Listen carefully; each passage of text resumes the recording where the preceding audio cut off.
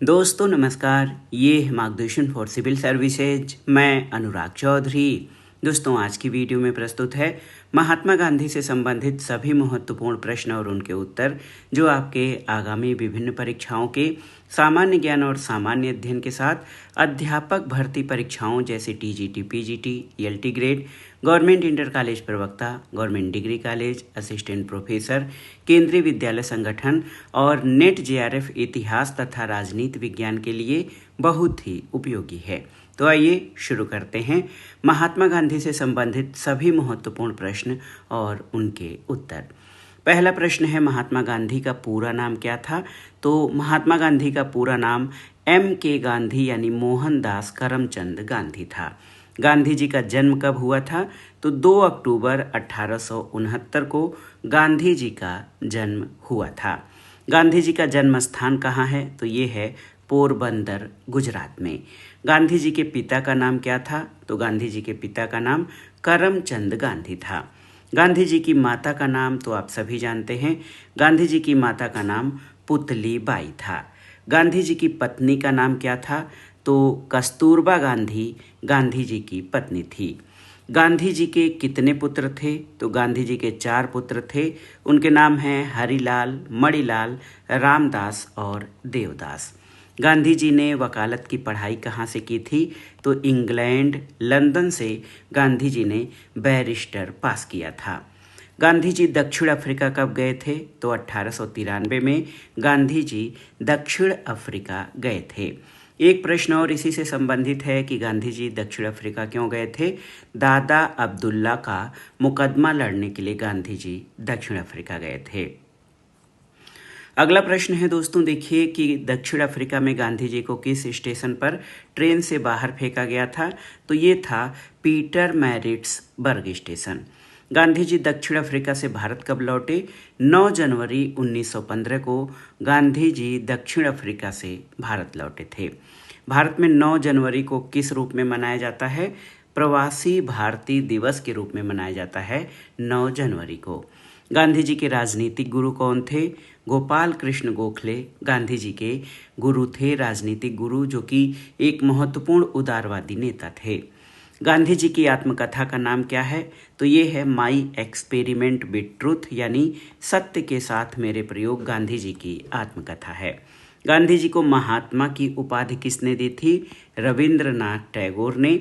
गांधी जी को राष्ट्रपिता यानी फादर ऑफ द नेशन किसने कहा था? तो सुभाष चंद्र बोस ने गांधी जी को राष्ट्रपिता कहा था। अगला प्रश्न है, साबरमती आश्रम की स्थापना कहाँ की गई? अहमदाबाद में साबरमती आश्रम की स्थापना की गई। गांधी जी की हत्या कब हुई थी? 30 जनवरी 1948 को गांधी जी की हत्या कर दी गई थी। गांधी जी की हत्या किसने की थी? नाथूराम गोडसे ने। भारत में गांधी जी का प्रथम सत्याग्रह कौन सा था? तो ये था चंपारण सत्याग्रह 1917। ये गांधी जी का प्रथम सत्याग्रह था। चंपारण सत्याग्रह किस समस्या से संबंधित था? तो ये नील की खेती यानी तिनकठिया पद्धति का जबरन जो है खेती कराना, नील की खेती के लिए 3/20 भाग पर खेती करना अनिवार्य था। इस जो है प्रथा के विरुद्ध गांधी जी ने चंपारण सत्याग्रह किया था। खेड़ा सत्याग्रह कब हुआ था? तो खेड़ा सत्याग्रह 1918 में हुआ था। अगला प्रश्न है, गांधी जी ने पहली बार भूख हड़ताल कहाँ की थी? तो गांधी जी ने पहली बार भूख हड़ताल अहमदाबाद मिल मजदूर आंदोलन में मजदूरों के पक्ष में किया था। रोलेट एक्ट के विरोध में गांधी जी ने क्या किया? तो रोलेट एक्ट जो कि एक तरफा कानून था, जिसको बिना वकील बिना दलील कानून कहा जाता है, इसके विरोध में गांधी जी ने सत्याग्रह सभा का गठन किया था। असहयोग आंदोलन कब शुरू हुआ? तो 1 अगस्त 1920 से असहयोग आंदोलन प्रारंभ हुआ था। अगला प्रश्न है, किस घटना के बाद असहयोग आंदोलन वापस लिया गया था? तो चौरी चौरा घटना के बाद असहयोग आंदोलन वापस लिया गया था। चौरी चौरा घटना 1922 में हुई थी। अगला प्रश्न है, गांधी जी कांग्रेस के अध्यक्ष कितनी बार बने? तो केवल एक बार। ये अधिवेशन था कर्नाटक में बेलगांव अधिवेशन 1924। केवल एक अधिवेशन की अध्यक्षता गांधी जी ने की थी। दांडी यात्रा जो कि नमक सत्याग्रह की यात्रा थी, ये कब शुरू हुई थी? 12 मार्च 1930 को दांडी यात्रा शुरू हुई थी। दांडी यात्रा कितने दिनों तक चली थी? तो ये 24 दिन तक चली थी। और इसी से संबंधित है अगला प्रश्न, सविनय अवज्ञा आंदोलन कब शुरू हुआ? 6 अप्रैल 1930 को नमक कानून तोड़कर गांधी जी ने सविनय अवज्ञा आंदोलन की शुरुआत की थी। गांधी इरविन समझौता कब हुआ? तो 5 मार्च 1931 को गांधी इरविन समझौता हुआ था। गांधी जी ने किस गोलमेज सम्मेलन में भाग लिया? तो गांधी जी ने द्वितीय गोलमेज सम्मेलन में, जो कि लंदन में आयोजित हुआ था, इसमें भाग लिया था। अगला प्रश्न है, पूना पैक्ट 1932 किन के बीच हुआ था? तो गांधी जी और बाबा साहब डॉक्टर भीमराव अंबेडकर के बीच पूना पैक्ट हुआ था। अगला प्रश्न है, अखिल भारतीय हरिजन संघ की स्थापना किसने की? महात्मा गांधी ने। व्यक्तिगत सत्याग्रह कब शुरू हुआ था? तो व्यक्तिगत सत्याग्रह की शुरुआत 1940 में हुई थी। भारत छोड़ो आंदोलन कब शुरू हुआ? 8 अगस्त 1942 को।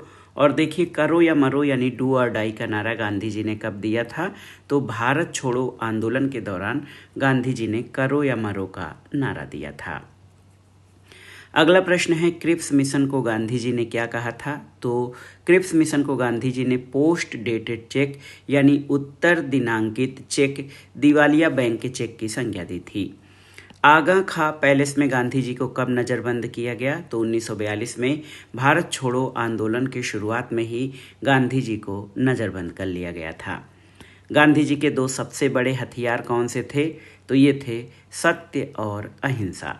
गांधी जी के अनुसार अहिंसा का अर्थ क्या है? तो गांधी जी के अनुसार अहिंसा का अर्थ मनसा वाचा कर्मणा यानी मन, वचन और कर्म से किसी को कष्ट न देना ही अहिंसा है। सत्याग्रह का मुख्य आधार क्या है? तो सत्याग्रह का शाब्दिक अर्थ होता है सत्य के प्रति आग्रह, और इसका मुख्य आधार अपने विरोधी का हृदय परिवर्तन करना है।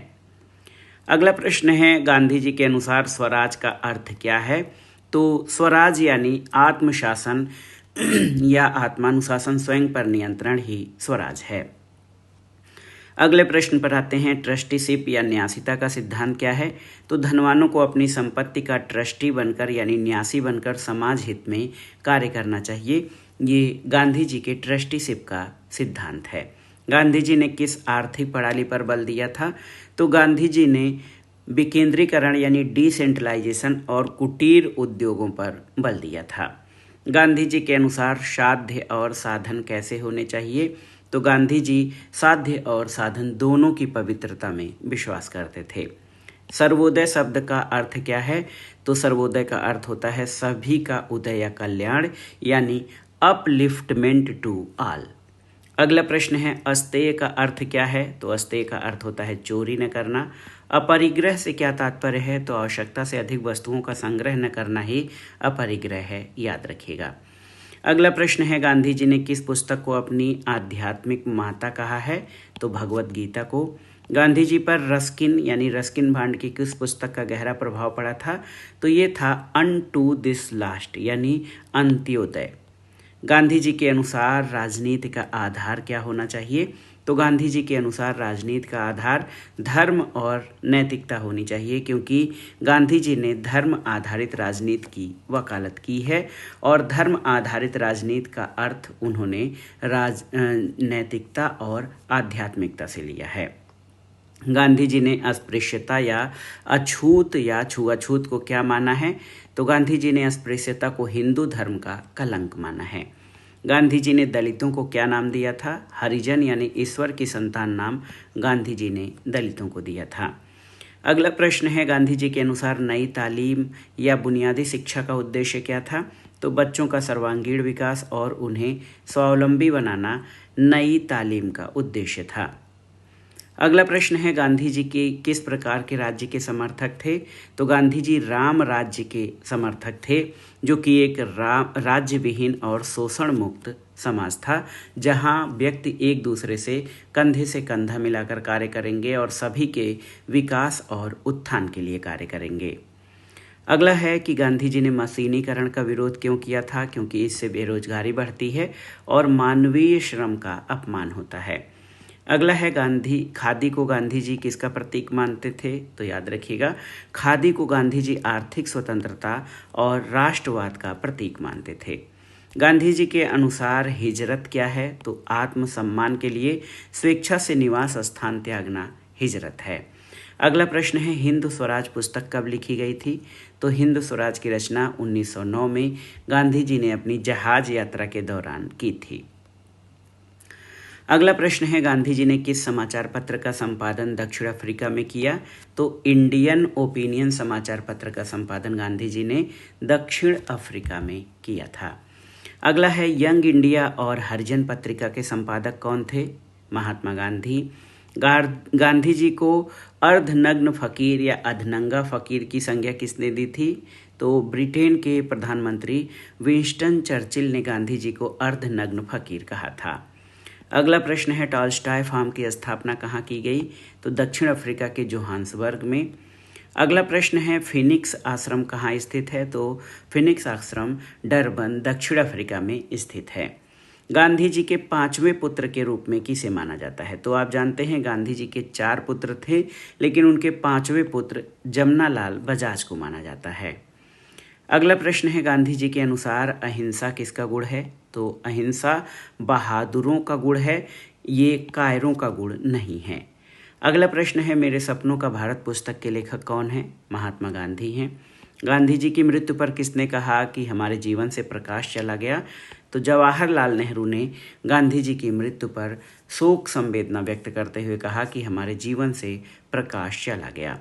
गांधी जी का पसंदीदा भजन वैष्णव जन तो तेने कहिए पीड़ पड़ाई जाने रे, ये इसके लेखक कौन है? ये किसने लिखा? तो गुजराती कवि नरसिंह मेहता ने। अगला प्रश्न है, गांधी जी ने स्वदेशी को क्या माना है? तो अपने पड़ोसी की सेवा करना और अपने देश के सामानों का प्रयोग करना, गांधी जी ने इसे स्वदेशी माना है। गांधी जी के 11 व्रतों में से अभय का अर्थ क्या है? तो अभय का अर्थ निर्भयता होता है।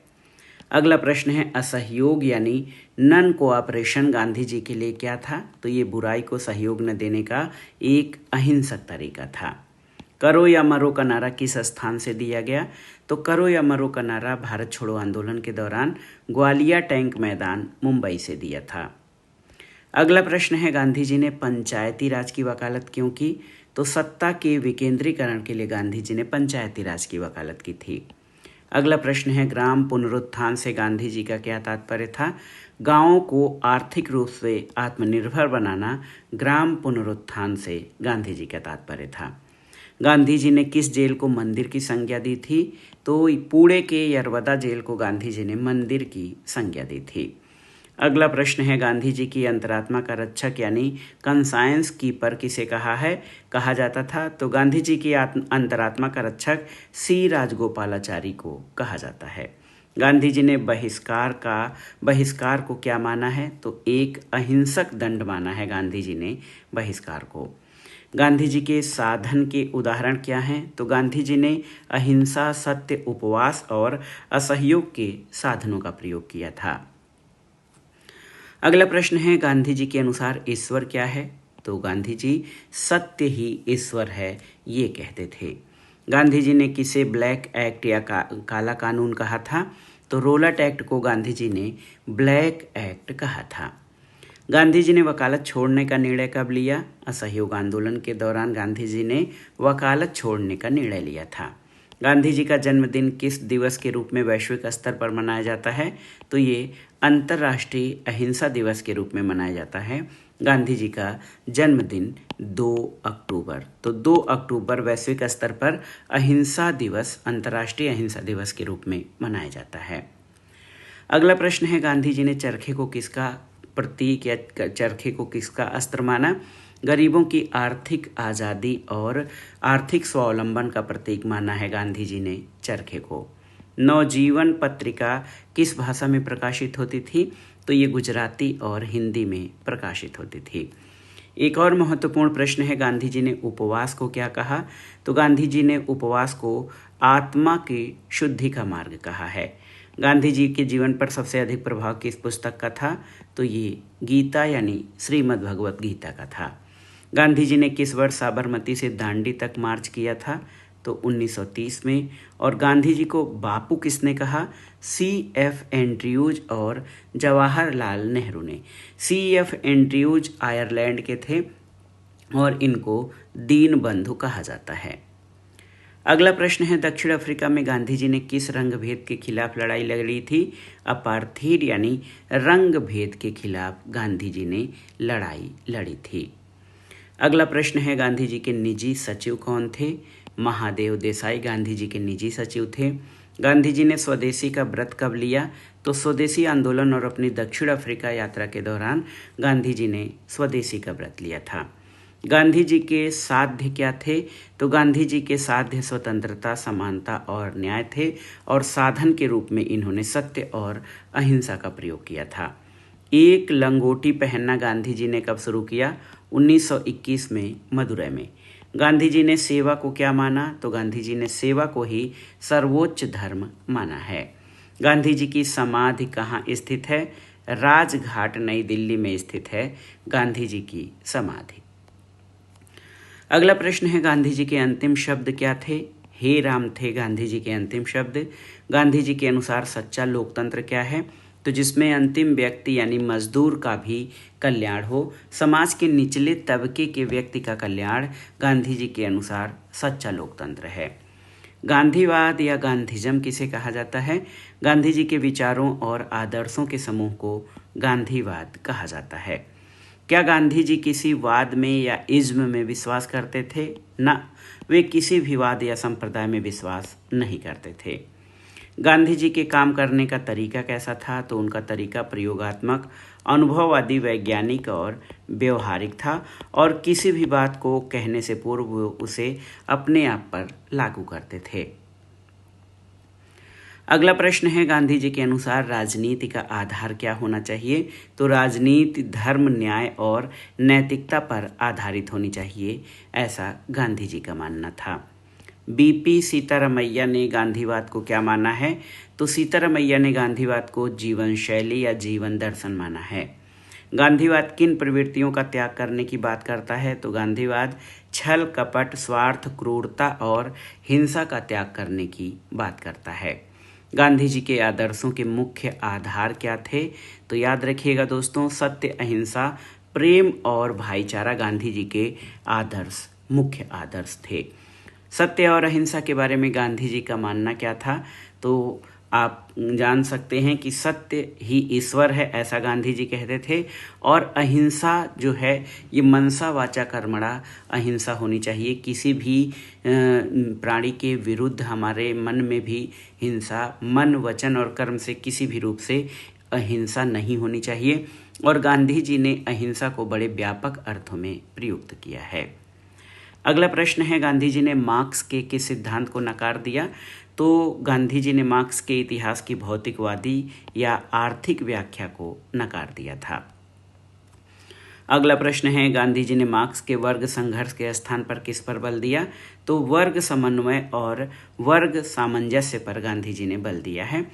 और जब हम गांधीवाद और मार्क्सवाद में तुलना करते हैं तो ये गांधीवाद की तुलना का मुख्य आधार यही है कि गांधीवाद जो है आध्यात्मिक दर्शन है, जबकि मार्क्सवाद भौतिकवादी दर्शन है और मार्क्स का जो सिद्धांत है वो वर्ग संघर्ष यानी क्लास स्ट्रगल की बात करता है, जबकि गांधी जी वर्ग समन्वय, वर्ग सहयोग और वर्ग सामंजस्य पर बल देते हैं। अगला प्रश्न है, सच्चा समाजवाद किस पर आधारित होता है? तो गांधी जी के अनुसार सच्चा समाजवाद अनुग्रह, सद्भावना और प्रेम पर आधारित होता है। अगला प्रश्न है, गांधी जी किस प्रकार के विकेंद्रीकरण में विश्वास करते थे? तो राजनीतिक और आर्थिक विकेंद्रीकरण में। अगला प्रश्न है, गांधी जी ने अपनी आत्मकथा के अलावा किन पत्रिकाओं में विचार लिखे?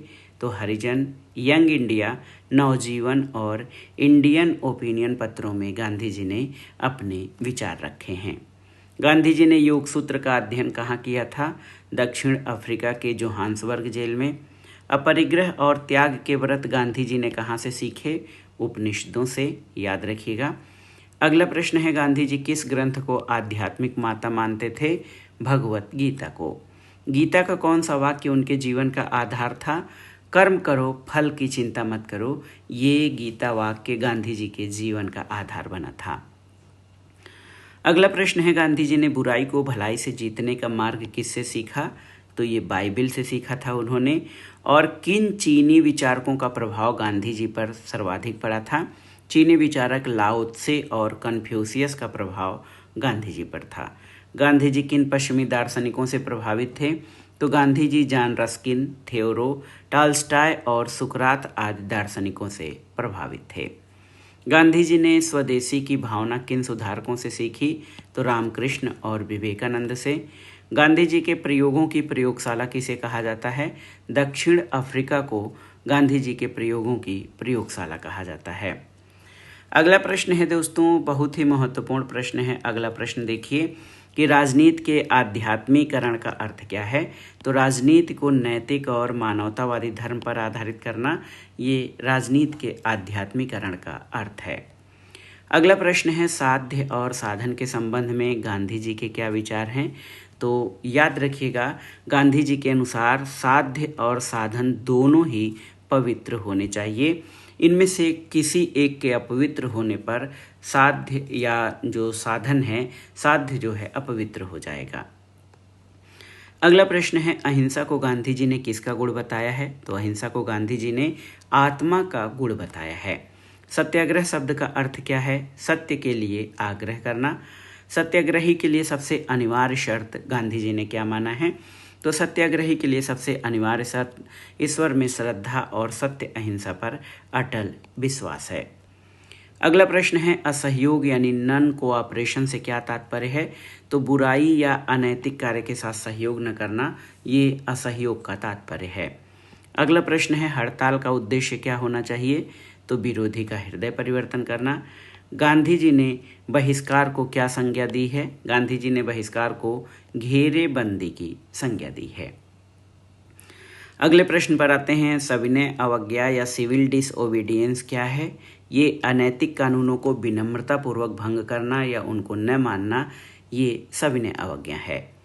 अगला है कि गांधी जी ने सविनय अवज्ञा को क्या कहा है? तो गांधी जी ने सविनय अवज्ञा को रक्तहीन विद्रोह या अहिंसक क्रांति कहा है।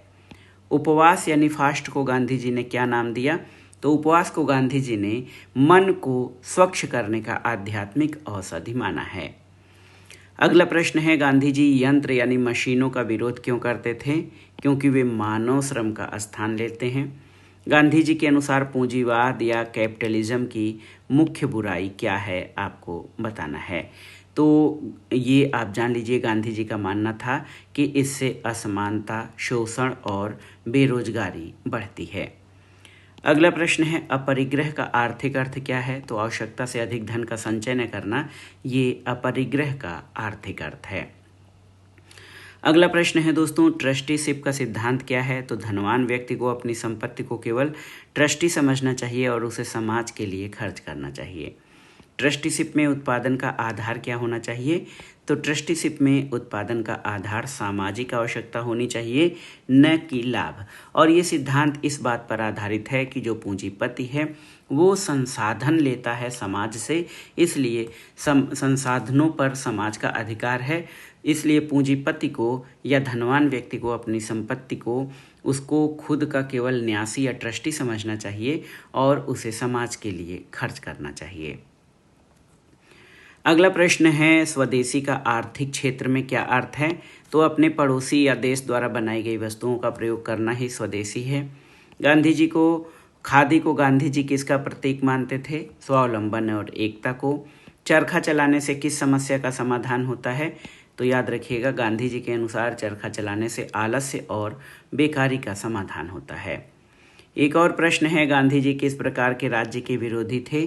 तो गांधी जी दार्शनिक अराजकतावादी थे। ये राज्य को संगठित हिंसा और निरंकुश सत्ता का प्रतीक मानते थे, इसलिए उन्होंने राज्य का विरोध किया था। तो गांधी जी उस राज्य के विरोधी थे जो संगठित हिंसा और निरंकुश सत्ता का प्रतिनिधित्व करता था।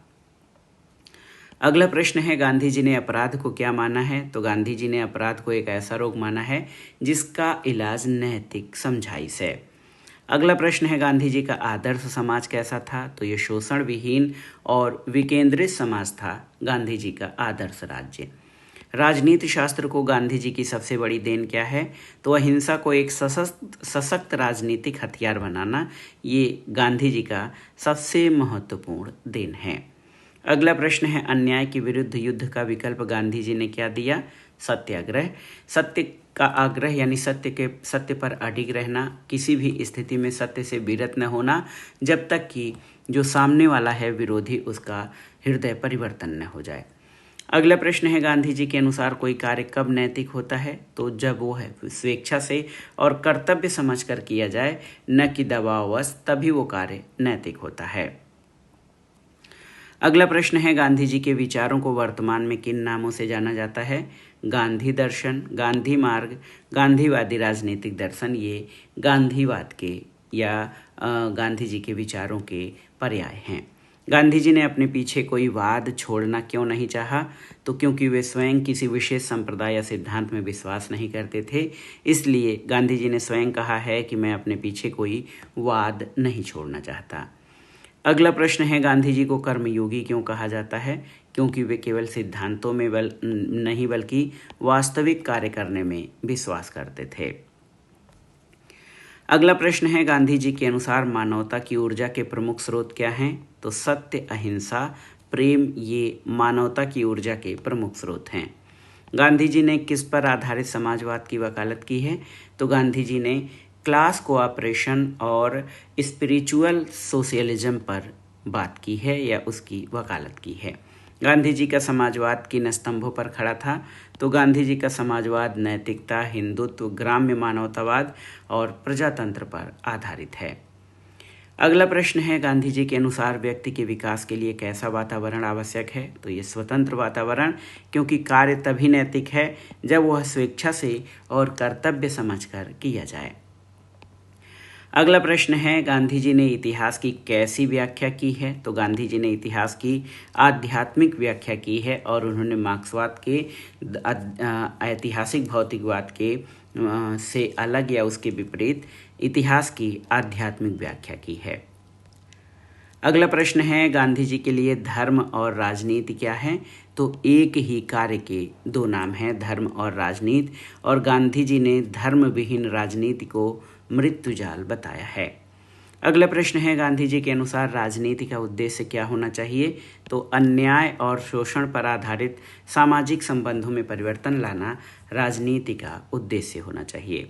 गांधी जी के अनुसार सच्चा धर्म किससे पृथक नहीं है? तो गांधी जी के अनुसार सच्चा धर्म मानव क्रियाओं से पृथक नहीं है। अगला प्रश्न है क्या गांधी जी राज्य को किसी विशेष धार्मिक संप्रदाय पर आधारित करना चाहते थे? तो नहीं, वे राजनीति को मानवतावादी धर्म पर आधारित करना चाहते थे। गांधी जी के अनुसार लोकतंत्र किसका पर्याय नहीं है? तो गांधी जी के अनुसार लोकतंत्र बहुसंख्यकवाद का परिणाम नहीं है। क्यों? क्योंकि उन्होंने अधिकतम संख्या या अधिकतम के हित या लाभ की बात नहीं की, बल्कि उन्होंने समाज के अंतिम व्यक्ति तक लाभ पहुंचाने की बात कही है। अगला प्रश्न है राज्य को किसका संरक्षक होना चाहिए? तो अल्पसंख्यकों की आस्थाओं का भी संरक्षक होना चाहिए गांधी जी के अनुसार राज्य को। अगला प्रश्न है देखिए कि गांधी जी ने किनके विचारों को हिंसा पर आधारित होने के कारण अस्वीकार किया? तो कार्ल मार्क्स के विचारों को गांधी जी ने इसलिए अस्वीकार किया क्योंकि ये वर्ग संघर्ष और हिंसा को बढ़ावा देता है। गांधी जी के साधन और साध्य का संबंध का उदाहरण क्या है? तो साधन एक बीज की तरह है और साध्य एक पेड़ की तरह, और गांधी जी का कहना था कि हम बबूल का पेड़ लगाकर कभी भी आम का फल नहीं प्राप्त कर सकते, इसलिए हमारे साधन भी उतने ही पवित्र होने चाहिए जितना कि साध्य। अगला प्रश्न है गांधी जी ने हिंद स्वराज पुस्तक में किसकी भर्त्सना की है? तो वर्तमान भौतिकवादी सभ्यता की आलोचना गांधी जी ने की है हिंद स्वराज में। गांधी जी ने आदर्श समाज की तुलना किससे की? तो उन्होंने आत्मनिर्भर ग्रामीण समुदायों से निर्मित शासन की वकालत की है, यानी विकेंद्रीकरण पर बल दिया है। गांधी जी राज्य को अनैतिक संस्था क्यों मानते थे? क्योंकि वह संगठित हिंसा का प्रतिनिधित्व करता है, इसलिए गांधी जी ने राज्य को अनैतिक संस्था माना है। अगला प्रश्न है, गांधी जी ने किस प्रकार के राज्य पर बल दिया है? तो गांधी जी ने सीमित राज्य या राज्य विहीन समाज की स्थापना पर बल दिया है। अगला प्रश्न है, गांधी जी के अनुसार व्यक्ति और राज्य में कौन प्राथमिक है? तो व्यक्ति राज्य से प्राथमिक है। अगला प्रश्न है, स्वराज का गांधी जी के लिए क्या अर्थ था? तो स्वराज का अर्थ बहुमत पर आधारित स्वराज, जहां हर नागरिक अपनी अंतरात्मा की आवाज से चले। गांधी जी के अनुसार स्वराज का यही अर्थ है। अगला प्रश्न है, गांधी जी के अनुसार राजनीति में नीति का क्या अर्थ है? तो गांधी जी के अनुसार राजनीति में नीति का अर्थ धर्म है। अगला है कि गांधी जी ने आर्थिक और राजनीतिक सत्ता के लिए क्या सुझाव दिया? तो गांधी जी ने आर्थिक और राजनीतिक सत्ता के लिए विकेंद्रीकरण यानी डिसेंट्रलाइजेशन का सुझाव दिया है। एक और महत्वपूर्ण प्रश्न है कि गांधी जी के विचारों का केंद्र बिंदु क्या है? मानवता और राष्ट्रीय अस्मिता गांधी जी के विचारों का केंद्र बिंदु है। गांधी जी के राजनीतिक दर्शन की सबसे बड़ी देन क्या है? युद्ध के विकल्प के रूप में सत्याग्रह का सिद्धांत, ये गांधी जी के राजनीतिक दर्शन की सबसे बड़ी देन है। अगला प्रश्न है, गांधी जी ने स्वराज की व्याख्या केवल राजनीतिक आज़ादी के रूप में क्यों नहीं की? क्योंकि उनके लिए स्वराज का अर्थ आत्मशासन और स्वयं नियंत्रण यानी आत्मनियंत्रण था। वे मानते थे कि अंग्रेजों के जाने के बाद भी यदि हम पश्चिमी सभ्यता के गुलाम रहे तो ये सच्चा स्वराज नहीं होगा। अगला प्रश्न है, हिंद स्वराज में गांधी जी ने आधुनिक सभ्यता को शैतानी क्यों कहा था? तो उनका मानना था कि ये सभ्यता केवल भौतिक सुख और शारीरिक सुविधाओं पर केंद्रित है, जो मनुष्य की नैतिकता और आध्यात्मिकता से दूर करती है। इसलिए गांधी जी ने आधुनिक सभ्यता को शैतानी कहा था। अगला प्रश्न है, गांधी जी के नैतिक व्यक्तिवाद या मोरल इंडिविजुअलिज्म का क्या तात्पर्य है? तो इसका अर्थ है व्यक्ति की अंतरात्मा किसी राज्य या कानून से ऊपर है। यदि कानून अनैतिक है तो व्यक्ति का कर्तव्य है कि वो इसका विरोध करे और उसे न माने। अगला प्रश्न है, गांधी जी के अराजकतावाद या दार्शनिक अराजकतावाद से क्या अभिप्राय है? तो गांधी जी का एक ऐसे समाज की कल्पना करते थे जहां किसी भी शासन या पुलिस की जरूरत न हो और हर व्यक्ति इतना नैतिक हो कि वो स्वयं को अनुशासित कर सके। अगला प्रश्न है दोस्तों, गांधी जी के अनुसार सत्य के दो रूप कौन से हैं? तो एक है सापेक्ष सत्य यानी रिलेटिव ट्रूथ, जो हम दैनिक जीवन में अनुभव करते हैं, और दूसरा है निरपेक्ष सत्य यानी एब्सोल्यूट ट्रूथ, जो कि ईश्वर है। गांधी जी सत्य ही ईश्वर है मानते थे। अगला प्रश्न है, ट्रस्टीशिप के सिद्धांत में न्यासधारी का क्या कर्तव्य है? तो गांधी जी के अनुसार ट्रस्टीशिप में न्यासधारी को अपनी संपत्ति का उपयोग केवल अपनी ज़रूरतों के लिए करना चाहिए और शेष संपत्ति का उपयोग समाज के कल्याण के लिए एक ट्रस्टी बनकर करना चाहिए। अगला प्रश्न है, गांधी जी ने ब्रेड लेबर यानी शारीरिक श्रम का सिद्धांत किससे प्रभावित होकर दिया? तो लियो टॉल्स्टॉय और जॉन रस्किन की पुस्तक अर्न टू दिस लास्ट से प्रभावित होकर गांधी जी ने शारीरिक श्रम का सिद्धांत दिया है।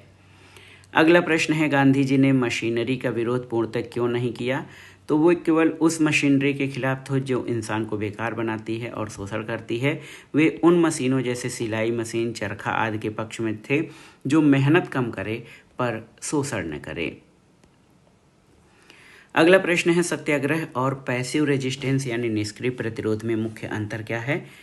तो सत्याग्रह प्रेम और आत्मशक्ति पर आधारित है, जिसमें विरोधी के प्रति नफरत या घृणा नहीं होती, जबकि निष्क्रिय प्रतिरोध कमजोरी पर आधारित हो सकता है, जिसमें हिंसा की गुंजाइश रहती है।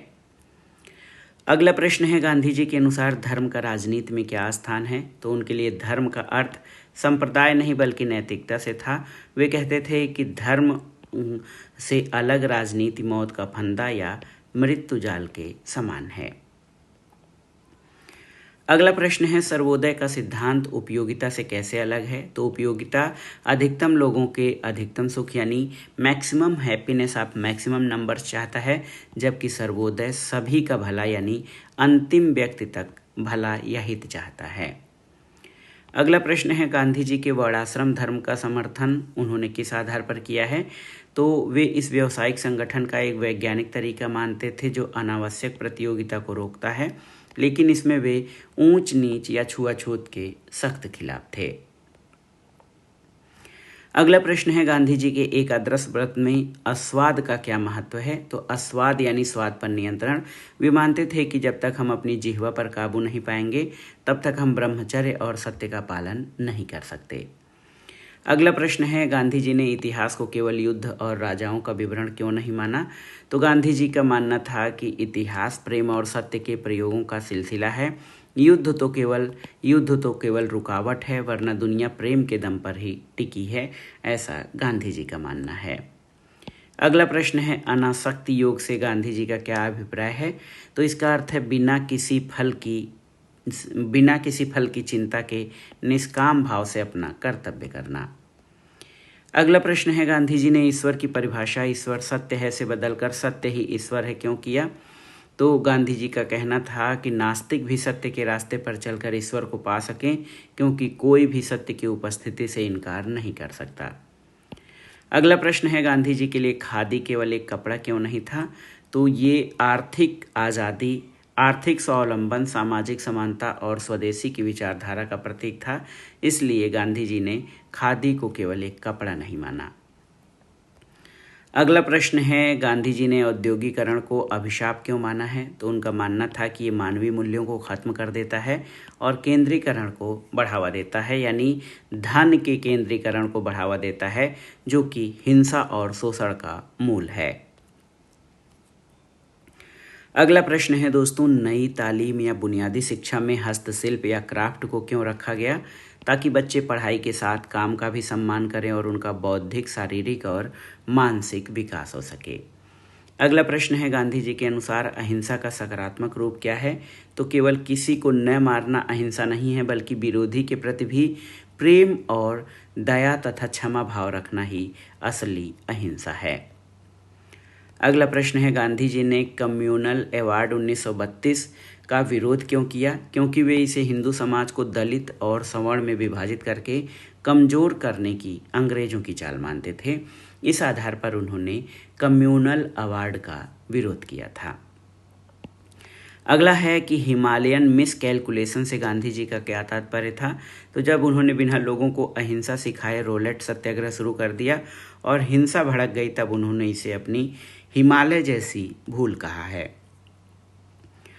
अगला प्रश्न है, गांधी जी ने पश्चिमी लोकतंत्र की आलोचना क्यों की? क्योंकि ये बहुमत का शासन है जो अक्सर नैतिकता से दूर रहता है और संख्या के खेल में व्यक्ति की अंतरात्मा को दबा देता है, इसलिए उन्होंने पश्चिमी लोकतंत्र की आलोचना की है।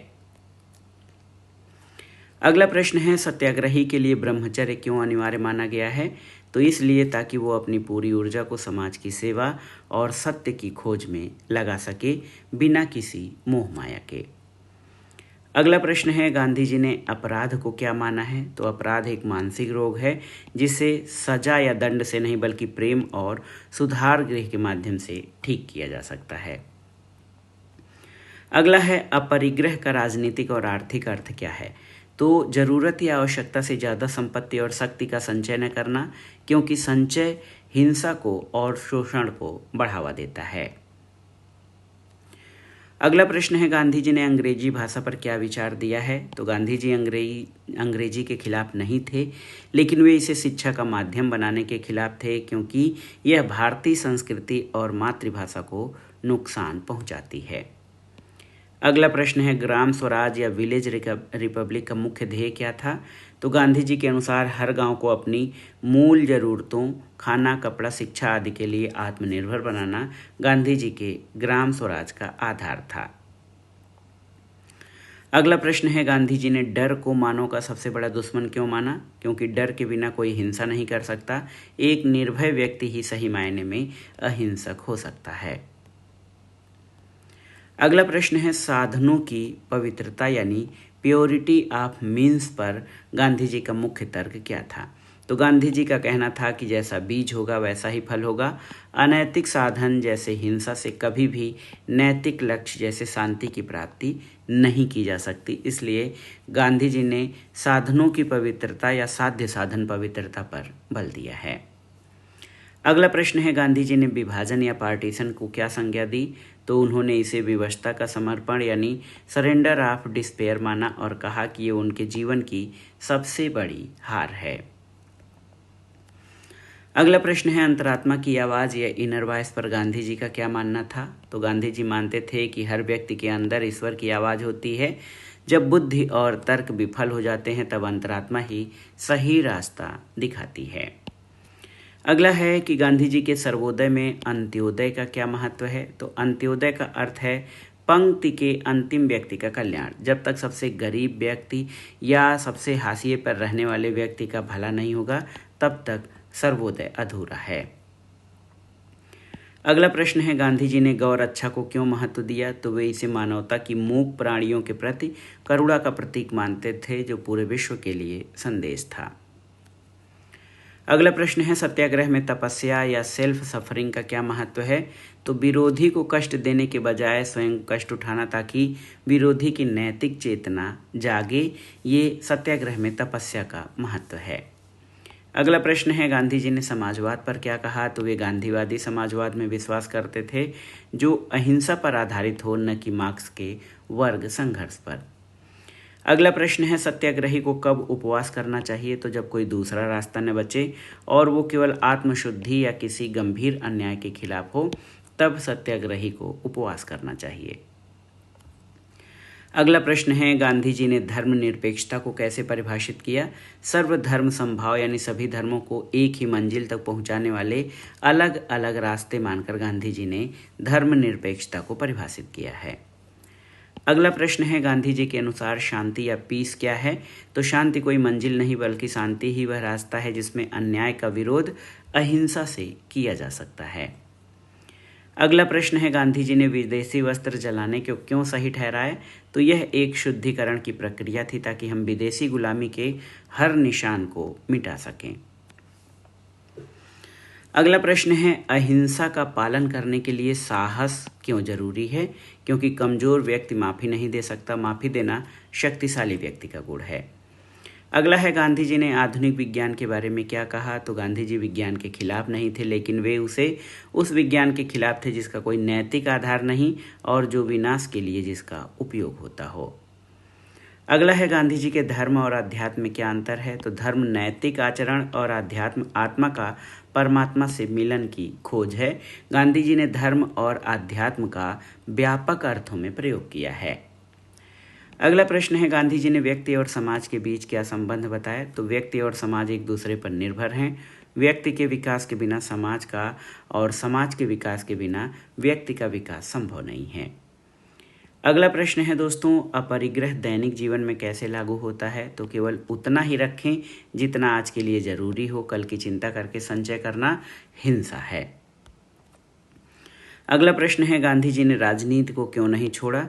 क्योंकि वे मानते थे कि राजनीति को धर्म या नैतिकता के माध्यम से ही सुधारा जा सकता है और वे इसे सेवा का माध्यम मानते थे। अगला प्रश्न है सविनय अवज्ञा का नैतिक आधार क्या है।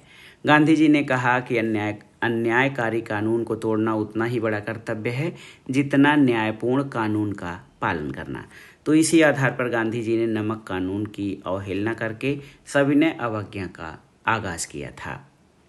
अगला प्रश्न है गांधी जी ने राम राज्य को किस रूप में देखा। तो एक ऐसा लोकतंत्र जहां गरीब से गरीब व्यक्ति को लगे कि ये उसका देश है और उसकी आवाज़ का महत्व है। गांधी जी ने राम राज्य को इस रूप में परिभाषित किया है।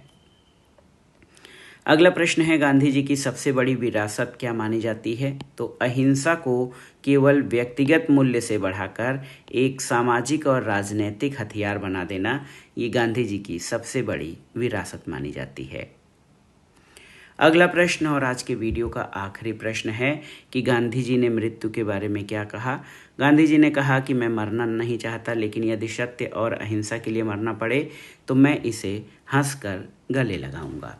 तो दोस्तों ये था आज का वीडियो। इसमें हमने गांधी जी और गांधीवाद से संबंधित सभी महत्वपूर्ण तथ्यों को कवर किया है और साथ ही साथ हमने गांधी जी से संबंधित या गांधीवाद से संबंधित जो महत्वपूर्ण शब्दावलियां हैं उनके अर्थ समझने का प्रयास किया तथा गांधीवाद के मूल सिद्धांत अवधारणाओं और गांधी जी के द्वारा प्रयुक्त अपने विचारों में प्रयुक्त जो भी चीज़ें हैं, जो भी शब्दावलियां हैं, उनका अर्थ समझा और गांधीवाद के संबंध में उनका क्या महत्व है इसके बारे में हमने इस वीडियो में जाना।